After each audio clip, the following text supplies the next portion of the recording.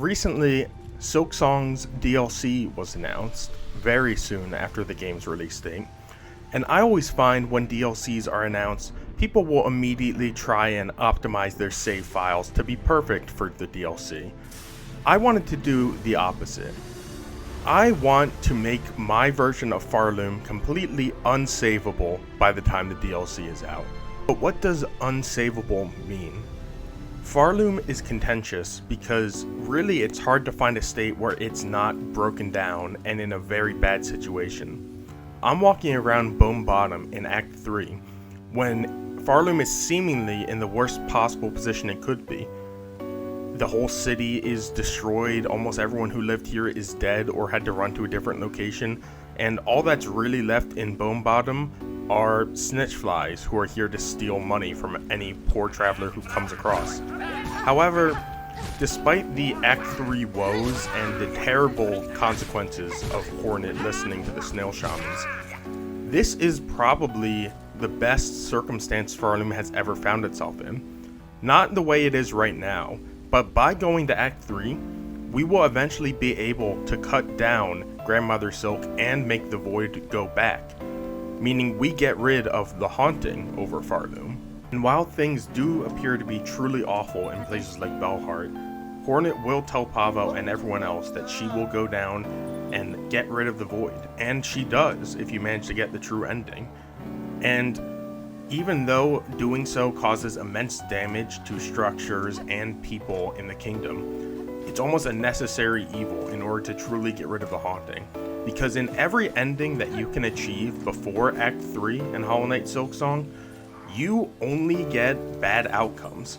You can either let Greyroot's root take over the world, which I am partial to, but people generally don't like, or you can let Hornet take over the world and essentially replace Grandmother Silk's haunting. So yeah, the best possible outcome you can have for Pharloom in any given save file is to make it to Act 3 and be able to save the world from there. So when I was considering how I could ruin Pharloom and ruin a person's save file who's playing Hollow Knight Silksong, I thought, what if we made it impossible for them to get to Act 3?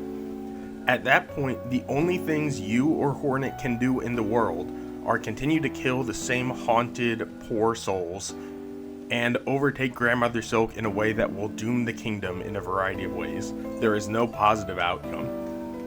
And at that point, I just had to find a way to make Act 3 inaccessible.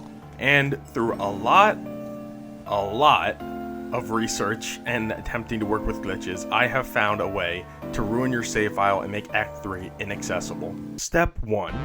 To begin with, you start a new save file and you speedrun as fast as you can all the way to Act 2 from Act 1. Now, you may not be able to do it as quickly as I could, dear viewer, because as you can see, I am probably one of the fastest speedrunners this world has ever seen. You see some of my streams and you just, you never can think that you can play as quickly as I can. Anyway, step 2. You gotta activate bench storage. I did this with Clawline because, in case you didn't know, bench storage is a state you can get by fake sitting on a bench after coming from a save point that wasn't on a bench. And most of Silksong's save points that aren't from benches are from picking up abilities. What you want to do after going from a save point that wasn't on a bench is find the nearest bench, save and quit while sitting down but before you sit down on the bench fully, and then once you reload, bench storage will be activated. Sorry for the repeat if you've watched my previous videos, bench storage is now a bread and butter of my channel. And once bench storage has been activated, you will be able to do things that you would normally only be able to do while sitting on a bench, like changing abilities or instantly healing yourself by pausing the game. But what I care about bench storage for 99% of the time is the ability to pause the game in any given circumstance.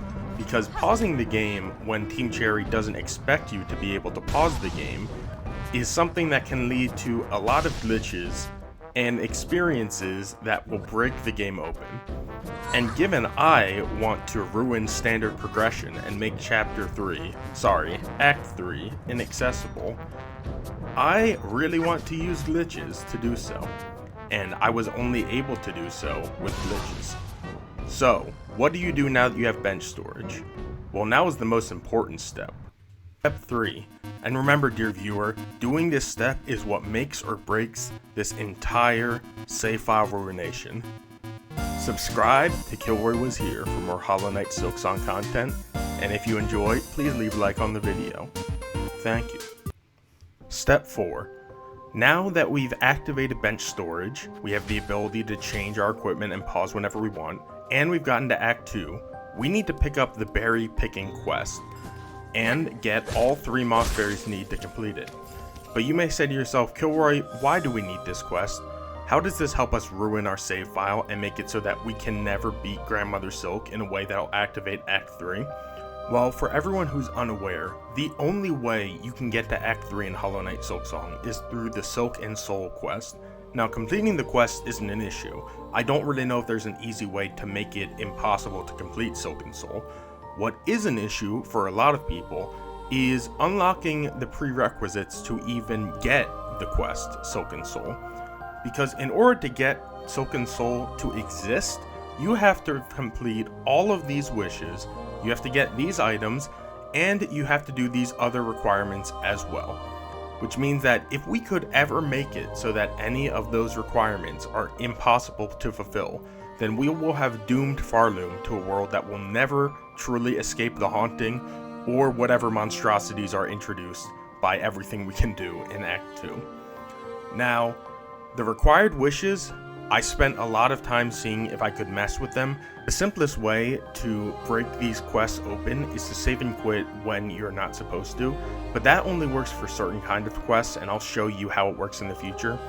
Not to mention, half of these quests are just donations, which are always available, and it's really hard to make them not work at all.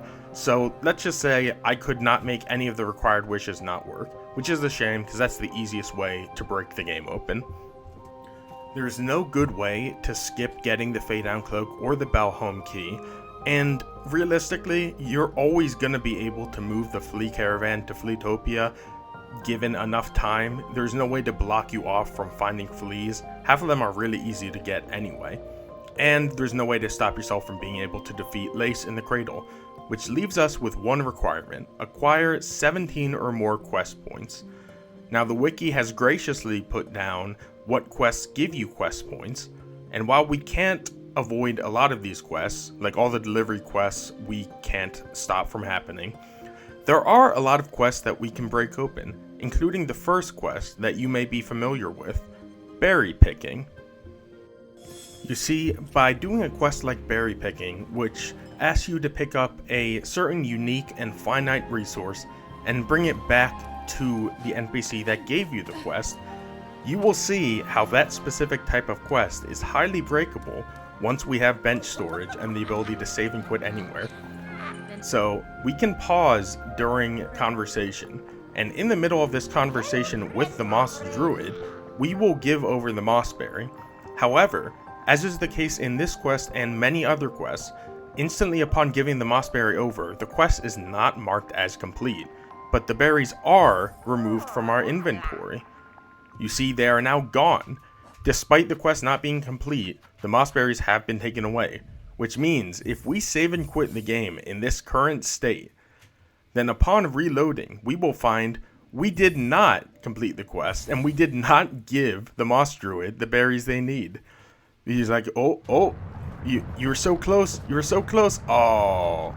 Well, it looks like you didn't get the berries, Moss Druid. The quest isn't complete, and you're not getting your stew. And we're not getting a completed quest point. But maybe we can go around and see if the berries that we picked up for the quest have respawned.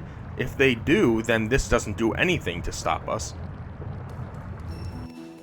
Well, who could have guessed? The enemy with the moss berry is gone. So we have permanently deleted 3 moss berries from this save file. And we haven't made this quest technically uncompletable, because unlike many of the other quests that have finite unique resources, there are 7 total moss berries in the game. So technically, we could just go out of our way and find 3 more of the moss berries and complete the mission that way. And once we do that,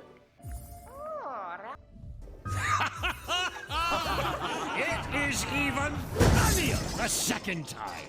So yeah, the exact same thing happened, and we have once again scammed the Moss Druid out of all of the berries we picked for them. We didn't get anything out of it, but it's still funny nonetheless. Now, if you are a clever little viewer, you may have understood at this point how we are using this to ruin our save file. Given enough quests of this nature, finding unique items, deleting them, and never completing the quest, we are going to make it impossible to get enough quest points to even unlock Act 3. Step 5, basically repeat that process with the Mossberry quest on a lot of other quests. You have quests like Alchemist Assistant that asks you to give unique items. You have the Great Taste of Pharloom where you gather 5 unique items. For all of these quests, once you give them in and save and quit at inappropriate times, they will just delete the unique items from the game. And isn't that incredible? Because not only are we ruining Pharloom by making Act 3 inaccessible, but we're ruining it for ourselves by getting rid of vital items like the Plasmium Phial and another Pale Oil. So, to accomplish our end goal of making Act 3 inaccessible and thereby ruining Pharloom's future, we have to get rid of 9 quests because there are 25 total quest points and you can unlock Silken Soul by acquiring 17 or more.